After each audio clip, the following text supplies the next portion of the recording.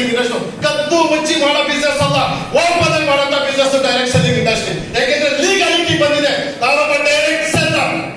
ಯಾರು ನೀವು? Direct seller sir.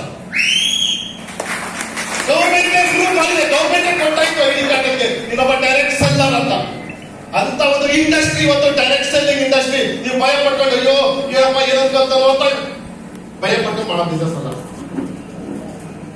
ಯಾಕೆಂದ್ರೆ 2021ರಿಂದ ಇದು ಚೇಂಜ್ ಆಗಿದೆ.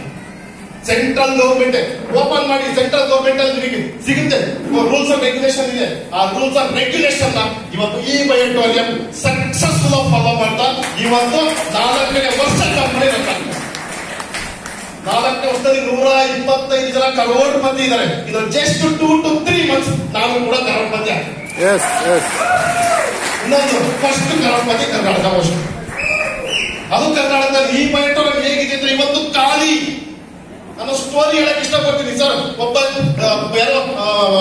ಪೂಜಾರಿ ಇದ್ದ. ಪೂಜಾರಿ ದೇವ್ರ ಪೂಜೆ ಮಾಡಿ ಮಾಡಿ ಮಾಡಿ ಮಾಡಿ ಸುಸ್ತಾಗ್ಬಿಟ್ಟಿದ್ದ. ಅವನು 1 ವರ್ಷ 2 ವರ್ಷ 3 ವರ್ಷ ಪೂಜೆ ಮಾಡಿ ಮಾಡಿ ಸುಸ್ತಾಗಿ ಮಾಡಿ ದೇವ್ರಿಗೆ ಭಯ ಸ್ಟಾರ್ಟ್ ಮಾಡ್ಬಿಟ್ಟ ಗಣೇಶ್ಗೆ. ಯಾಕೆ ಇಷ್ಟು ವರ್ಷದಿಂದ ಪೂಜೆ ಮಾಡ್ತೀನಿ, ನನಗೆ ಏನು ಶ್ರೀಮಂತ ಆಗ್ತಿಲ್ಲ, ಏನಿಲ್ಲ, ನಾನು ಹೇಗಿದ್ದೀನಿ ಹಾಗೆ ಇದ್ದೀನಿ ಅಂತ ದೇವ್ರಿಗೆ ಭಯ ಸ್ಟಾರ್ಟ್ ಮಾಡ್ಬಿಟ್ಟ.